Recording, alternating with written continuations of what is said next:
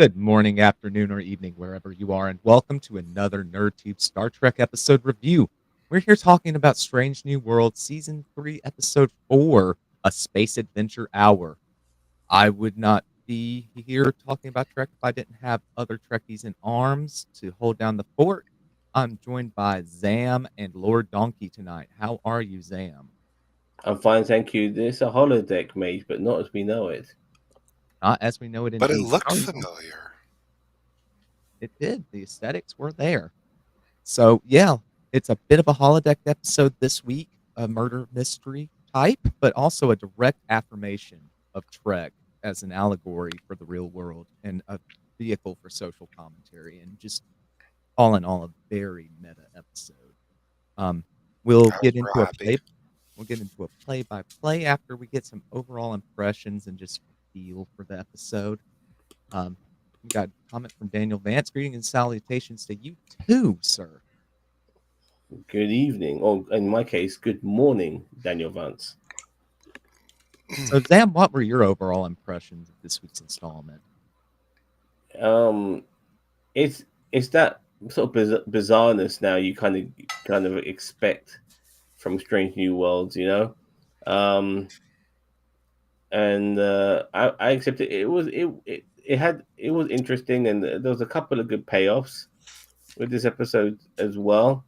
And then it just started making me think, like for instance in Star Trek 2, the Wrath of Khan, when they're doing the Kobayashi Maru, is that on a holodeck? Because that's done on Earth, I believe. That's not done on a spaceship, and Mm, yeah, In the movie, I think it was a set on in a building or something.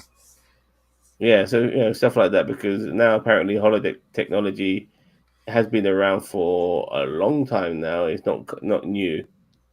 It was explained in Strange New Worlds in the pilot episode in TNG in the pilot episode. If you remember that, if you can all remember that with Mm. Data and Riker and all of that shit. But I don't want to go on too much about that. But yeah, it's what you expect from Strange New Worlds now. This is a strange new show. It was a very surreal episode this week. Donkey, what were your thoughts? I really liked this episode. It was it the cold open, the whole um, title sequence as the what was it, the final frontier or the last Mhm. frontier? A final Um, frontier.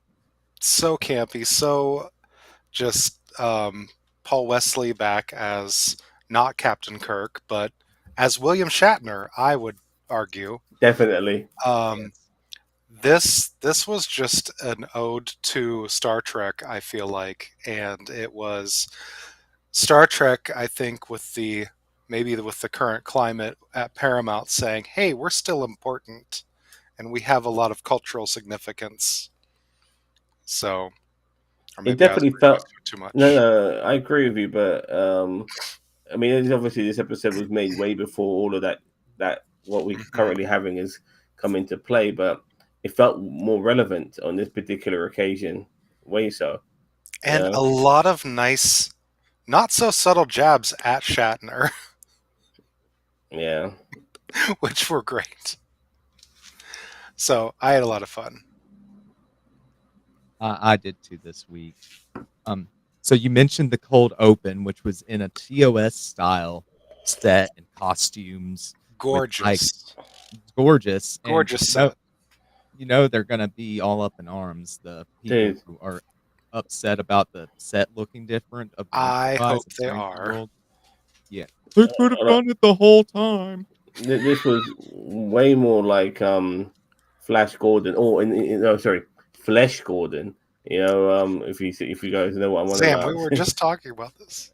Yeah, yeah. So yeah, yeah, it was interesting. I mean, it also reminded me of that Voyager episode as well with Harry Kim and Tom Paris, where they're Captain with it. Proton episodes? Yeah, it had that vibe on it as well. Mhm. There was Very a much mixture of so so. many things. There was so many things like Hmm. I mean, I know we're going to get onto it, but it also reminded me of the Data and Sherlock Holmes and Moriarty episode. Like there was.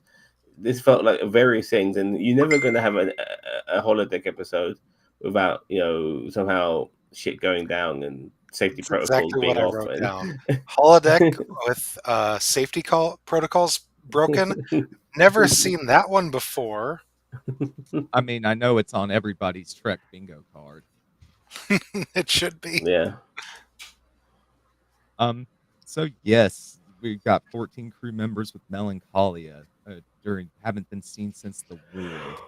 Uh, there's weird radiation in the Blutar Nebula, so they have to call up the Agonians. Apparently, they're on the USS Adventure. Uh, the Agonians just call the humans food and tasty, and finally admit to the plan to Are they like a play on the Gorn, so to speak? Mm. maybe it. Was It just seemed like a it? bad sci-fi monster of the week. That just cheesy old But sci-fi. that was the eyeball creature we saw. Yeah. Yeah, holding up their Mhm. own eyeballs. Yeah, with Yes. I eyeballs kept already hearing in their heads. Argonian from Elder Elder Scrolls when Scrolls. they mention it. These aren't Argonians. Yeah. Um. So yeah, it's just completely ridiculous. They fight with nuclear lasers. They get their That brain was cells great. stolen. It's just cheesy and campy, and they roll the TOS style credits with the unfamiliar names, introducing us to this cast of characters. This had to be based off the Murder She Wrote. Something like 40 actors from Star Trek got their start on Murder She Wrote. Oh, I mean we're talking Original series? people after the original series. Okay, I get yeah. Yeah, I'm pretty sure of that. Yeah. Scarlett was getting Agatha Christie vibes off it, but I see the Murder Oh, She Wrote connection. Mage, you might remember what it reminded me of. The 11th Doctor, the Angels in The house. Manhattan with Melody Malone as River Song as Melody Malone. Yes, I'm, that was Hmm. a good one. I'm It had vibes actually of the go for it. no, Dixon Hill. Don't let's not forget him. Like it's Dixon got all Hill. those vibes are in there as well. This being like a sort of like mid 20th century sort of period uh murder mystery. Yeah, Mhm. and he was a private eye, Dixon Hill. Yes. So, that serves as our credits for this week's episode. We cut to a security log. Lon is narrating. So the Enterprise is studying a neutron star, and she's been assigned to test a prototype holodeck, which is going to serve as stress and boredom relief for crews as Federation starships start going on missions longer than 5 years at a time. Uh, she asks if the Enterprise can handle it. Pike admonishes her to do what a good test pilot does and push it to the limit. Which is great advice while you're orbiting a neutron star. Yeah, it's great advice for trying a new bit of tech, push it to the limit. Okay, Mhm. great. Knowing how much power it consumes. I Yeah. thought it was an interesting choice that they just inserted the TNG era holodeck, the grid. Like, I oh, they guess didn't try to go for something different. It's recognizable. it's recognizable, and TNG had it as early as people could remember it, so it Yeah, felt like its most earliest stage. oh, I that's do a good like point. I do like they finally canonized why the holodeck has its own power supply to answer many episodes. Yeah, yeah, I noticed that too, and that Mhm. satisfied me. I That never was it nice. never bothered me why it did have its own power supply. Like obviously a lot of nerds will have an issue with that, but there was something else that got answered during the course of this show, and I can't wait to talk about that. It's very brief, but it made me happy. I think I know the bit you're talking about, and we'll get there for sure. So this thing is based off battle sims, and like you guys mentioned, it takes up lots of power. Um, Lon goes to Spock's quarters where he is dancing. He's replaced his morning calisthenics with a dance routine, and they end up tangoing. He's modified the field members in the science lab, and Lon and Scotty just need to come up with a program, and it'll be ready to rock and roll. Spock asks if Lon knows what topic she wants to do a program on, and he posits that violence and romance are common in human entertainment.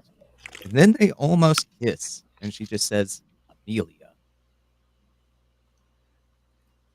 Um, Yeah, Spock So is the man. close. I was like, Like, Spock man, is moving on.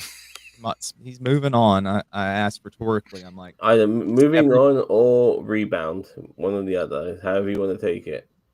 Both? not both? Could be both. Um, I just said rhetorically, I'm like, okay, so are the characters on here allegories for the '60s housewives now, and they're all just thirsty for Spock? And Scarlett says any woman with a pulse is thirsty for that Spock. So I mean, gay men too. Seriously, like that is the most attractive, handsome Spock ever. It's Like even because they Tech gave is him his chest hair back. I already sent killing Cheeto it. a meme about this for next memer prize.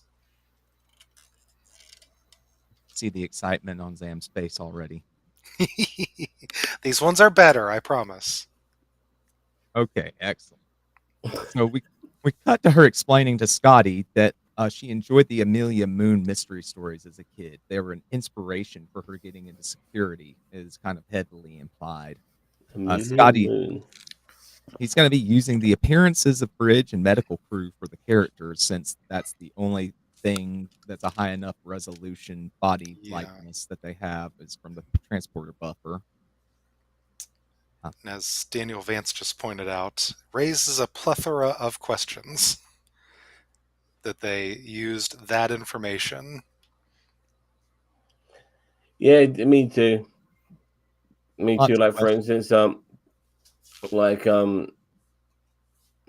Kira, from DS9, she never stepped foot in the holodeck yet. There was that one dude who was first into shag her. So much so, he wanted the holographic version of her, so you could shag that instead.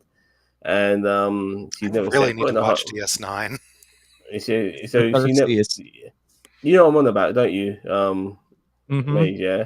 So but because she's never stepped foot in a holodeck, there's no like image of her to use. So, but she has obviously used transporters. I'm pretty sure she has. It's weird in a way, but DS9 is not known for transporters, to tell you the truth. But I'm sure she has. Hmm. And so now with this information being apparent, they could have Quark could have got her details through some sort of transporter buffer or some shit like that. Obviously, all this is all bullshit, fictional crap, and all of that. But still, those are the sort of questions that get raised, and hopefully Daniel Vance is with me on that.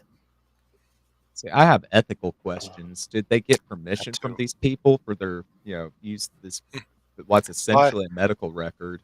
by using the transporter, you agree to allow us to do whatever we want with your pattern. Okay, Adobe.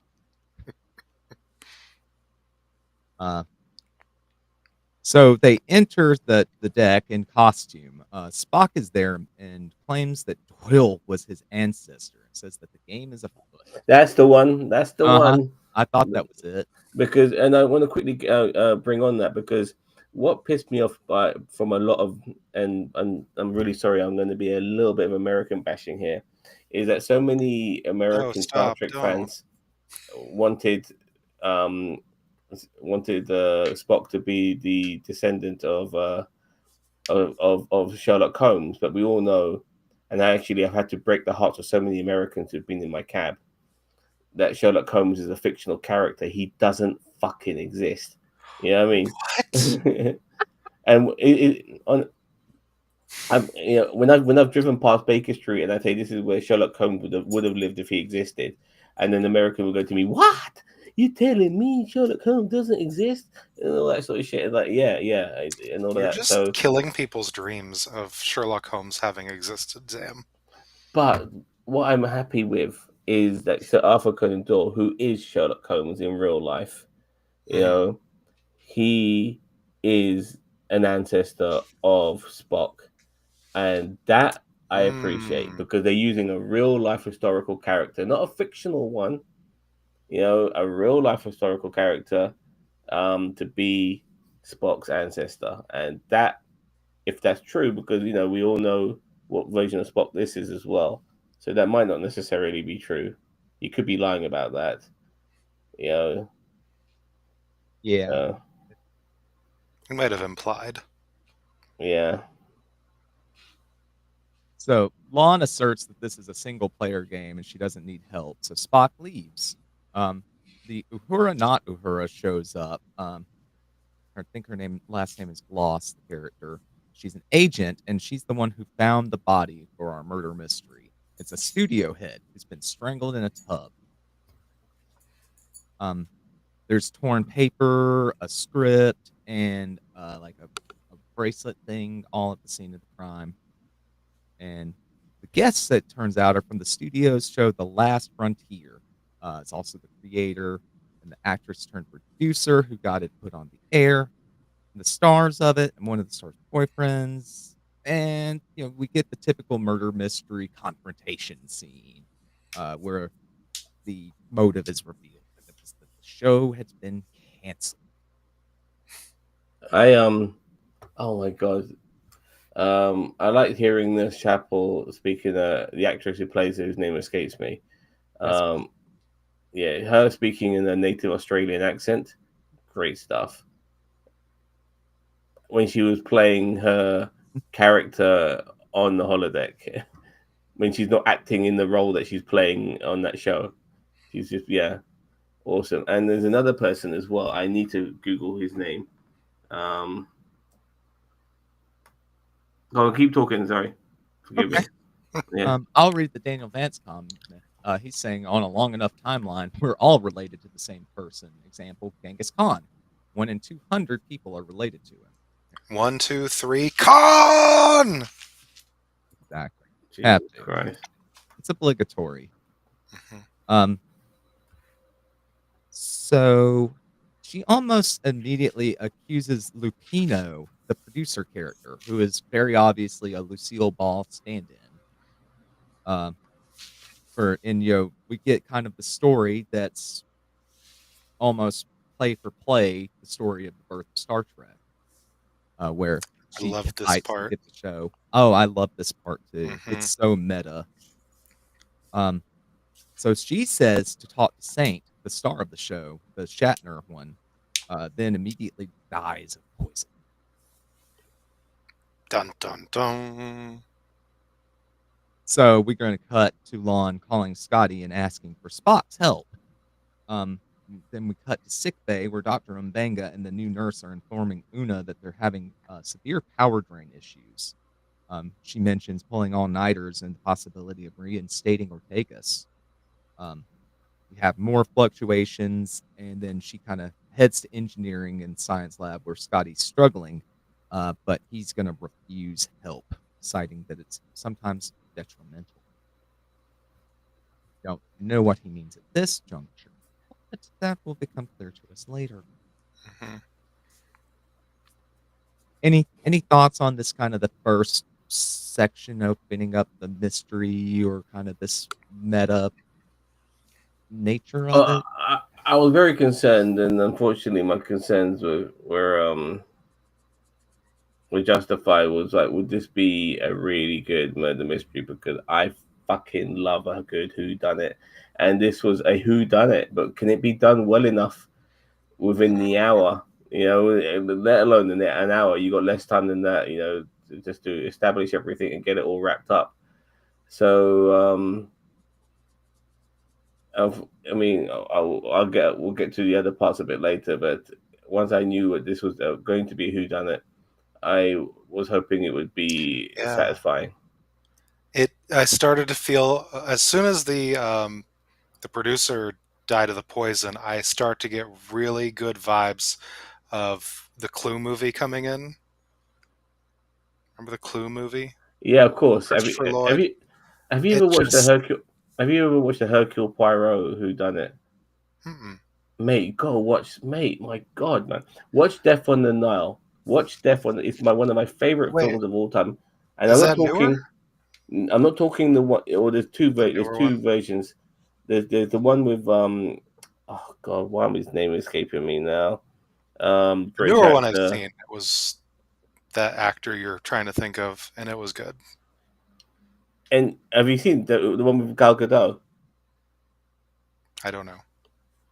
Gal Gadot's I in don't it. think so. Don't watch that one. Watch the one Okay. with Peter Ustinov and David Niven, the one which was made in the 70s. That's Oh. it's so good. Like and like it makes sense when this guy like explains to you how he knows and how everything is convoluted and confusing, but he unravels it in a way that you fucking understand exactly what the fuck's going on, and it's brilliant. It's so brilliant. I love Hercule Poirot. It's just like the best. You know what I mean? We had the Clue movie game on VHS back in the day. I'm old. Yes, yeah. You said VHS. That's why. But yeah, I was getting really good vibes of Clue and yeah, the Who Done It.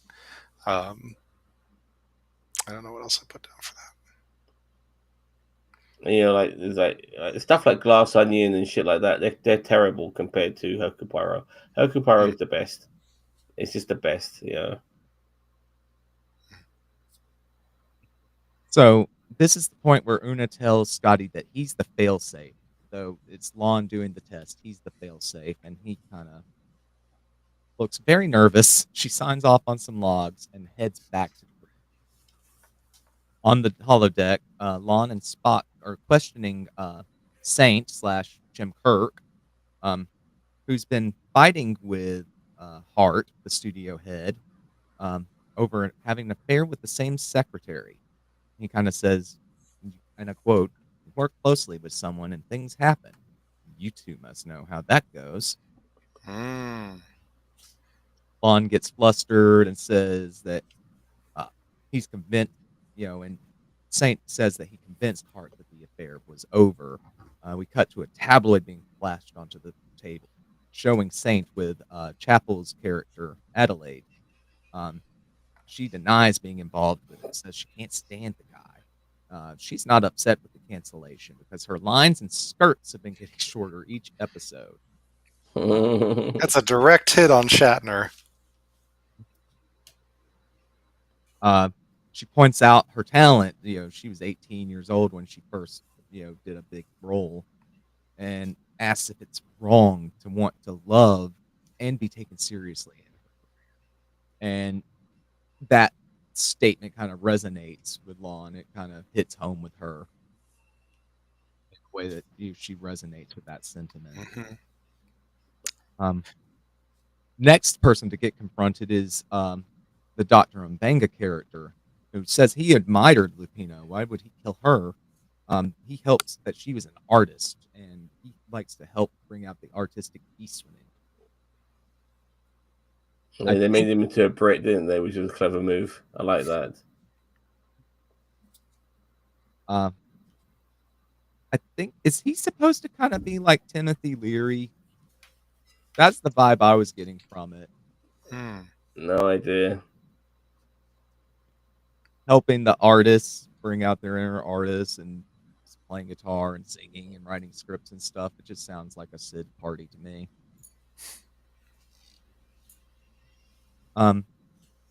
But Ortegas, his character's name's Woods, apparently says that there's the guitar singing. That Ortegas' character was writing a script, a western set in the Dakotas. Mm. Lon remembers that there was a script in the bathroom. Mm. Daniel You get Danes. Andy Warhol vibes. Okay. Oh, from Mbanga. Mm-hmm. Okay. I'm not familiar with Andy. I know Andy Warhol, the soup can and stuff like that. I'm just not familiar with him. He that during that time period he would hang out with other artists and Hollywood types. Yeah, I gather, yeah. So next they confront TK Bellows, aka Captain Pike's character. Now, TK Bellows did remind me of somebody.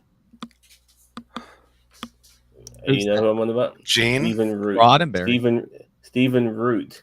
Milton Wadham's the guy who likes his stapler. From Office Space. Oh, okay. I'll show you one second. I'll show you. God damn it! I'm on the wrong screen. Pike, I didn't even recognize him. No, he did such a in good that. job acting like a different character. This dude. My stapler. Excuse me, I believe you have my stapler. I Stephen was Root's a gonna, national treasure. yeah. The moment he started doing all of that, I thought, yeah, you're Stephen Root, mate. You're 100% Stephen Root. Um, everything about him. So where are we? Let me get rid of this. Okay. Go. Um, but yeah, no. I just want to take a moment to point out, like, just what a fabulous job Anson Mount did with the acting this episode. And they gave him a belly as well. They gave him a belly and curly hair Mm-hmm. and It glasses. was great. We didn't have Pike speak. Yeah. His voice It's kind of brilliant. crack a bit. But he really showed his range as an actor on that Mhm. one. He killed Yeah. it. He killed it, absolutely. Um, he knew of the script. He wasn't upset about it. He knew of the cancellation. He claims to not be mad about that either. Uh, he's going to be directing a movie for Warner's from a book he's been chasing, he said. Hmm. But there was no title page on Lee Wood's scripts. So that leads Spock and Lon to go elsewhere and talk the mystery over. And they're doing that when the chandelier falls. And Spock narrowly saves Lon's life from a falling chandelier. But however, her cheek is cut, meaning that the protocols are off, no safeties. Of course they are. Of course they are. It wouldn't be a holodeck episode without that. And without being able to escape the holodeck either and all of that shit. We have to finish the story. Yeah. Heard that before. She thinks that Woods killed Hart over the stolen script and says that happened all the time back then, accurately. And she tries to end the program and it won't end, like you guys just said. She can't get Scotty on comms either. So I'm not sure if I recall one where they explicitly were unable to communicate in and out of the holodeck. Oh, that happens later with Scotty's workaround from Uhura's suggestion. But I mean, in previous episodes, if they've had that particular. Well, they had when they couldn't actually communicate with anyone else, but then there's time when they can do. Like it's gone both ways. I mean, usually when they can't, it means the shit's going down, no safety protocols, better finish the story or they die, yada yada, all that bollocks. Be good to go through all the holodeck episodes and rank the best to the worst of. I think we might have done that. Really? Yeah, we might have that somewhere in our archives. Check it out on YouTube, motherfuckers. Right? Yes. It's a highly Scroll illogical back in podcast. time. If you hit the subscribe button, you can find all sorts of good stuff. So Scotty heads to the bridge and he asks Uhura about a hypothetical comms issue. You can't shut down a program. You can't blow up the door, or the computer would be permanently disabled because this jury-rigged holodeck is so sensitive. Apparently, the only solution is for Lon to complete the program by ending the mystery, by solving the mystery. How you guys finding this version of Scotty? Because I am not getting any Montgomery Scott vibes. Even Scotty on the Enterprise, he was a guy you wouldn't want to fuck with.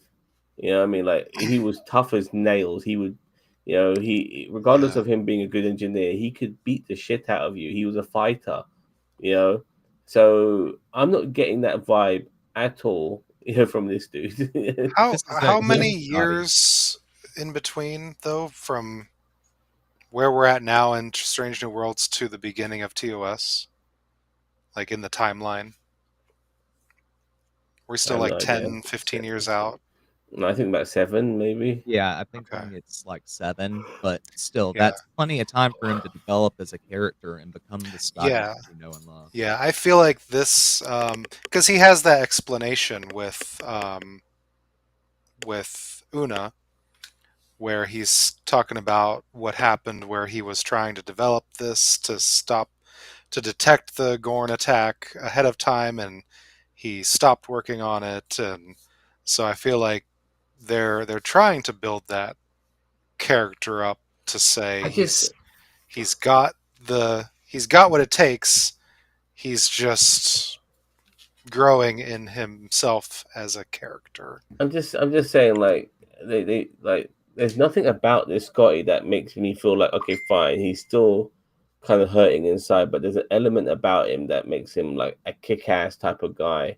Like Scotty, I know Montgomery Scott, I know is that Yeah. there's an aura of confidence about him. He's very, he's self right. The guy's like he's a tough as nails sort of Oh person.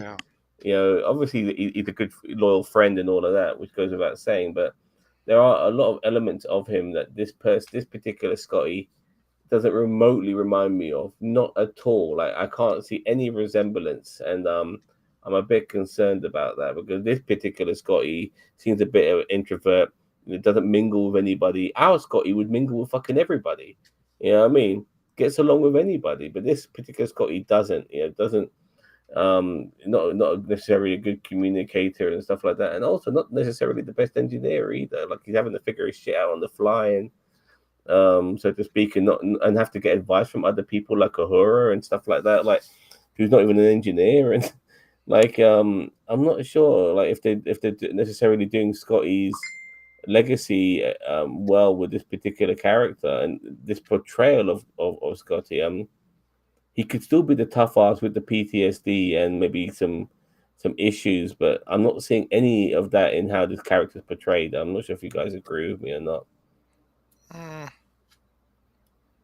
definitely needs more development. Yeah, I I don't th- think we've had him long enough to really see much out of him except yeah, kind of because this plot this line they're is trying five to promote. episodes with him now. Really, I from I just last saying, season. apart from him being called Scotty and having a Scottish accent, is there anything that makes this guy and that RTOS guy like? Is there anything there that makes one into the other? Like anything? When did he I grow a don't. pair of balls? Yeah, When did he start becoming the life of the party? When are all of these things like I'm just waiting for it to happen, but at the same time, it's going to be a big character jump. It'll be he's like almost like a character change when he becomes that person. well. He's still not chief engineer, right? Pelia's still chief engineer. He acts a lot different around her because I think he has that past experience of being in her class and not doing well, and not feeling confident about his self, because the expert Pelia is there. So um, I think hopefully this season that he graduates from that I element want him at some, and I Pelia want him moves at on. I want Scotty at some point, maybe this season or next, to show that he's a leader. Because Scotty's a leader. You know what I mean? He's a leader among his own men of engineers, and I need to see that at some particular point. I want him Yeah. to be that very, positive, stand up guy who can who would fight Klingons in a bar like he did on TOS. I need to see that version of Scotty appear at some particular point. I'll be very disappointed if this guy doesn't have that development, but we'll see. That's a good point. It is. I can see where you're coming from for sure, but I think they'll do him some justice and develop the character as we move along. They're Yeah, definitely setting up for a Scotty character arc, I feel like. Um, Yeah. but yeah, inside the holodeck, Lon and Spock kind of make the same realization as Scotty and Uhura, as the cast and creator of The Last Frontier argue, except for Woods, who was found dead with Gloss standing over her body, once again claiming to just be looking for a light. is that a foreshadowing of Ortega possibly dying in the future? Because she almost died at the beginning of episode 1 of this season. They killed off her With a doppelganger. stabbing again. Yeah, by stabbing her in the back in this season. Is that a foreshadowing of Ortega finally being killed off? Hmm. Could be. Well, if they're Yeah. introducing roughly one new TOS character a season, then maybe they're setting up Sulu coming in. Well, she is definitely going to have to be replaced by Sulu because that's whose spot she's filling regarding this badass pilot. So Hmm. we'll see. I'll see. Um, Gloss gives a monologue, and this is the special part of the episode to my mind. Mm. This monologue right here, and um, she does a phenomenal job of acting. I went on about Anson Mount, but uh, I can't remember the actress's name to save my life right now. But she did a phenomenal job during this monologue about the special nature of Star Trek. Of and she's speaking of the stand-in show, but the monologues about Trek, a Yeah. digestible reflection of reality that Roddenberry wanted to give us, a show of hope that she says could go on forever and give the audience something to believe in, no matter who they are. Uh, Yeah, that's talking to us, isn't it? I mean, that really was fourth wall breaking almost. That was brilliant. I have to admit, I take my hat off to that moment. It was very good. what did you think of it, Becky? That's what I was talking about earlier. With it felt like Star Trek arguing for its own future amid all this stuff that because what the Skydance merger, it was just approved, but it's been in the works for how long? So when they were writing this season, that was a factor, I assume. And it felt like Star Trek arguing for its own future, for its cultural significance, and it was so well done. That made the episode. Yeah, Or it was great. I loved it. I almost wish I could high five them after they said all of that, and it also made me kind of worried about the future of Star Trek as well. It really did, and we've already spoken about that before, but still, it is. I can't help it. Would it always remain the way we love it in the fact that it's an exploration show, or will it go full on pew pew? Celia Gooding. that's it. Hmm. Thank you. Good Preach it, Lord question. Donkey. Yeah, good. Yeah, good comments from Daniel Dance. Was she talking to us or Uh, Paramount? Can't have Trek without diversity, equity, and inclusion. hmm Well, we mentioned, and a couple of times mentioning with the Gene Roddenberry stand-in his vision. They kept mentioning Mm-hmm. his vision of the show, his vision of how we should be in the future. Um, so yeah, they hit a lot of yeah, good notes there. Yeah, pointing out that it's always been allegory. The Hmm. people with low cultural Yeah. literacy have Hey, to be very when did mad. Star Trek get so woke? You were there. It's always been woke. So we're going to cut back to the bridge where the neutron star is about to explode. this felt like it came out of nowhere. I'm It sure it really was did. mentioned earlier. Insert I, plot I, I, know, device. I know it was mentioned earlier, but fuck, like it just felt like It, we need some harrowing experience.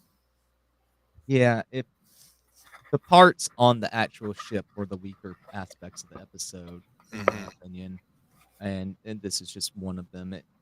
The episode's trying to do so much that these moments feel tacked on. And Yeah. I feel like they had to have some reason to be um, parked to do the holodeck portion.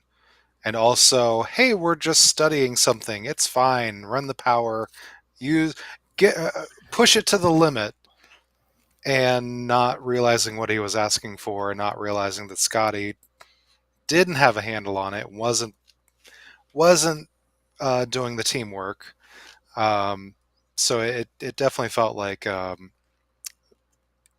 plot device just to get us there in the situation, but it wasn't terrible. I don't think the it, neutron it star. it's the gamma burst is resolved as quickly as it's brought up, and it Yeah, never yeah, really feels like even mild peril. yeah. And Ortega's just, oh, I did the thing, and we like flipped up and caught the wave and got pushed down. That okay, we're out of the danger.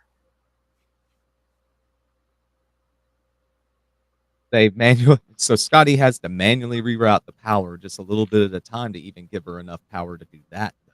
Yeah. Ike wants to talk to Lon, but Uhura has to go to the science lab with the theory that the program's AI is blocking the outside comms and that it's evolving. And Scotty has to convince it that he's a hologram too if he's going to be able to communicate with those inside. That was nice. That gave me a little reminded me of the episode in DS9 that I have seen where they are on the Enterprise, and Cisco goes and gives Kirk something to sign. He's like he's in the shot, and he's handing the phone off, but then I hope you're watching this. I hope I've caught you. Like, No, it is a moment like that.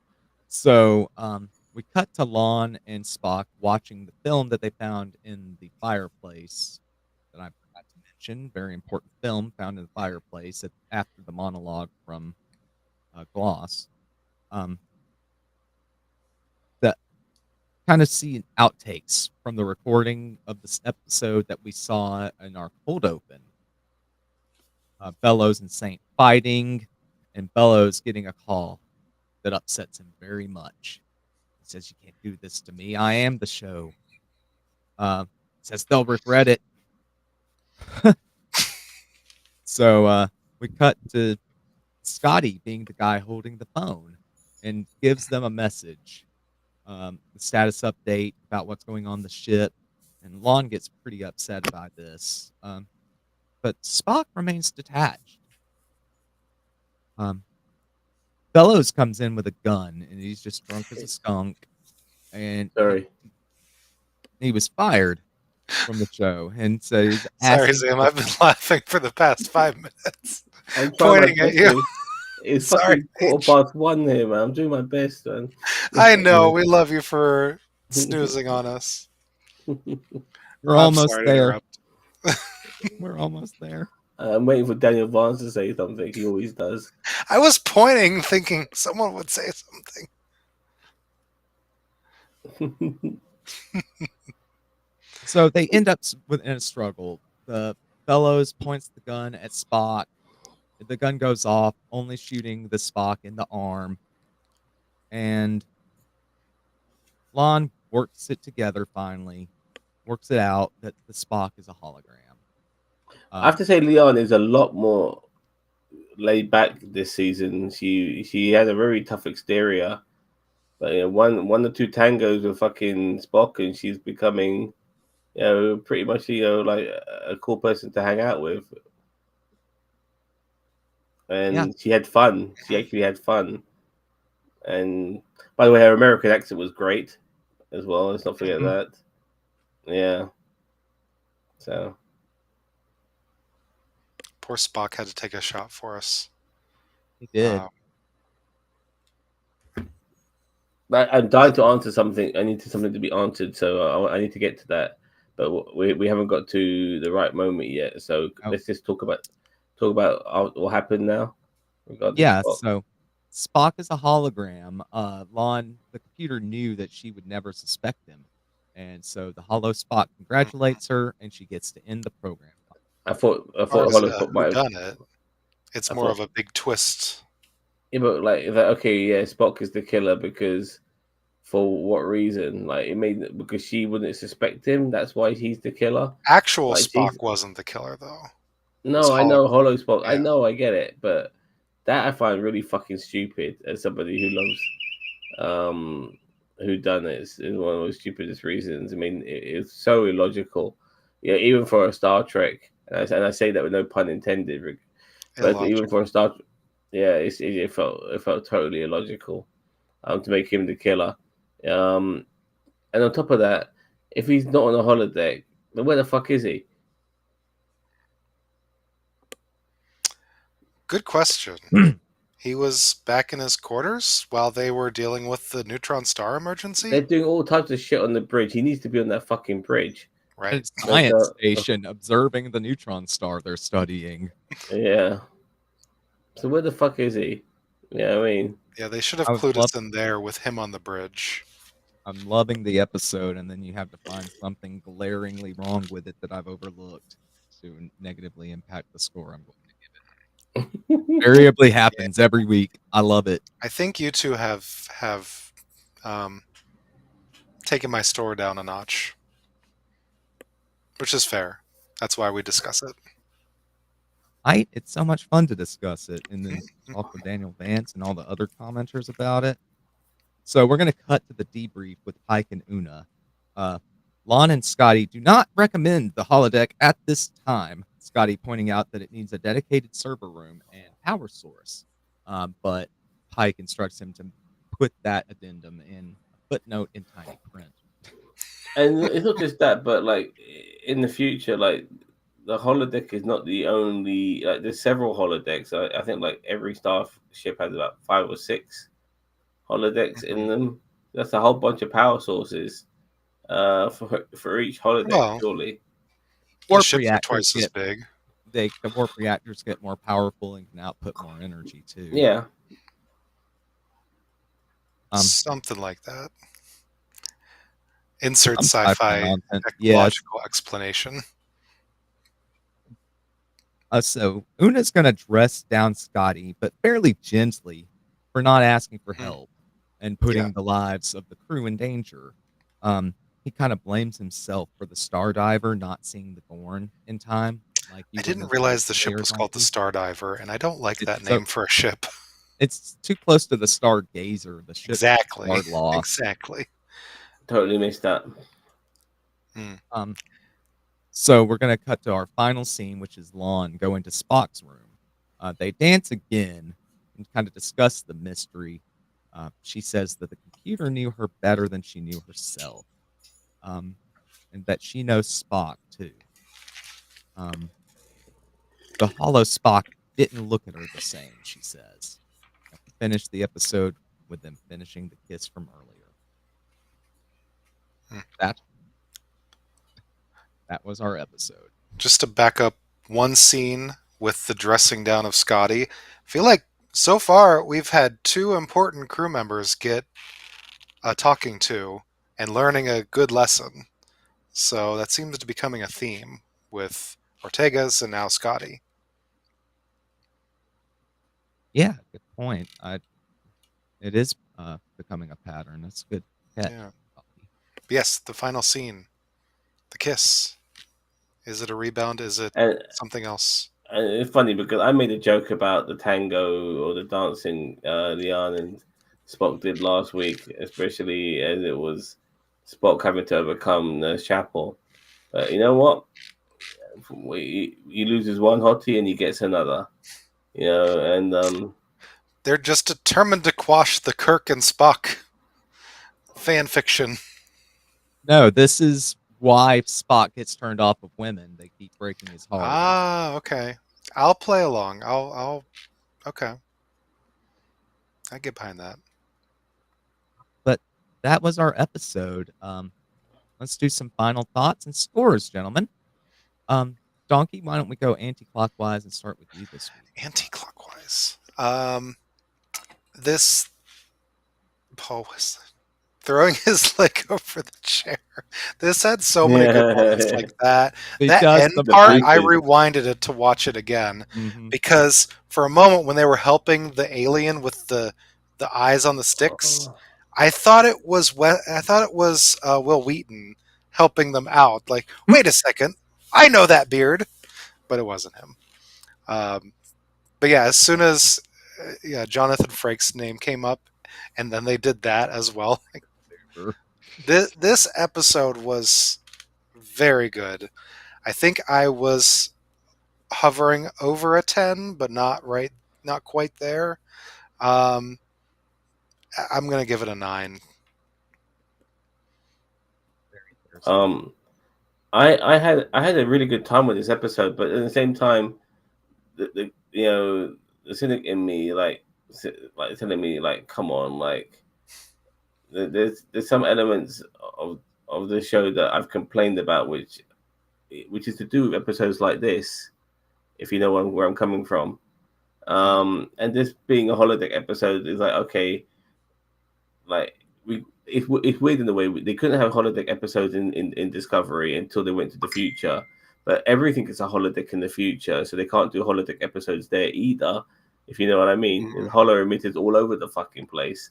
Their bedroom can be a holodeck, you know. So Wasn't there that was all furniture a that. holodeck Well, in their quarters? no, but I'm just saying, like they could just turn everything into a holodeck. You know, like any they go down the corridor, let's just turn it into an Amazon rainforest. Why not? You know they could do anything and everything. So there's never going to be a holodeck episode in Discovery. Now, Strange New World comes around, and this is a way of squeezing in a holodeck episode, and it made me miss holodeck episodes. So I appreciate it from that, but at the same time, um, I think this was just them scrambling to make an episode out of something. And on top of that, there's this over reliance on way too much comedy in this show. Like Mm. it's funny throughout, and I'm not sure if I appreciate that.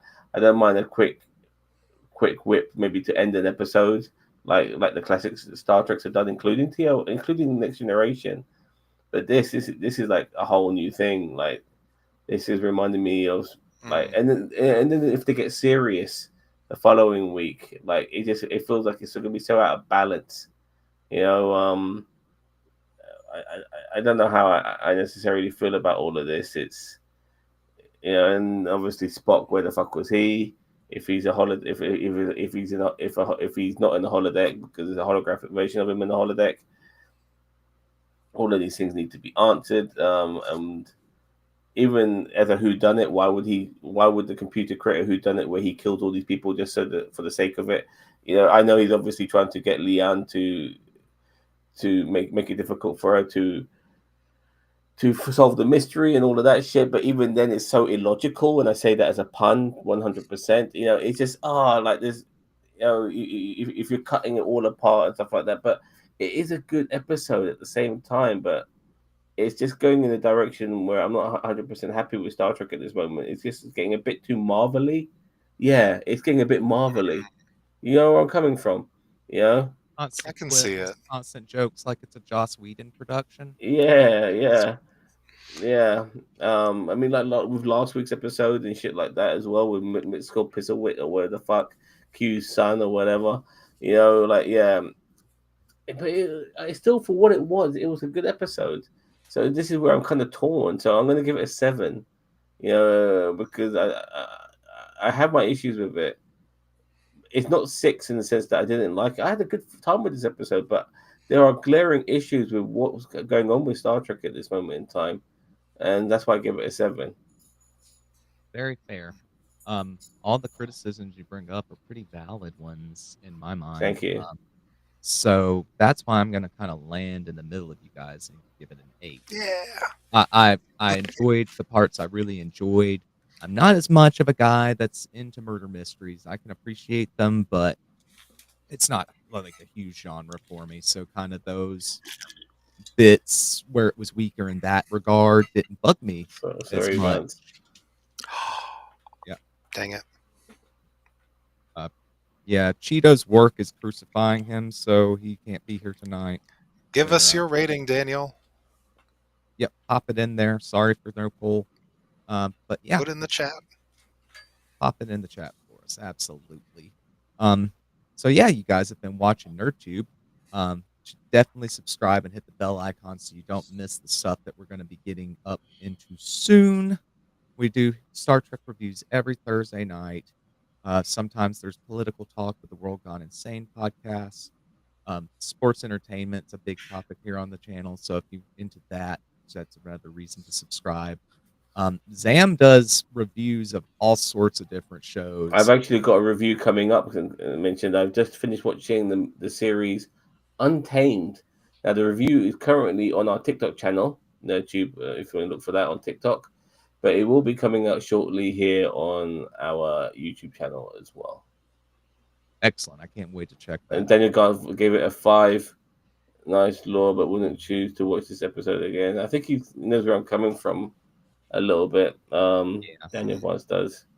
regarding this episode. Yeah.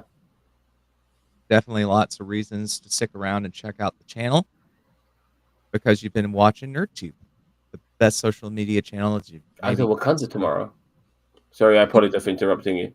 Eyes of Okay. Wakanda tomorrow. Yeah, can't wait for that. Yeah, let's bring it on. Heck yeah, Yeah. we'll talk about that too then. Until Yeah. next time, take care and thanks for watching.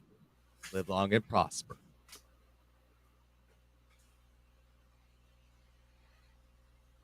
Oh, sorry, that's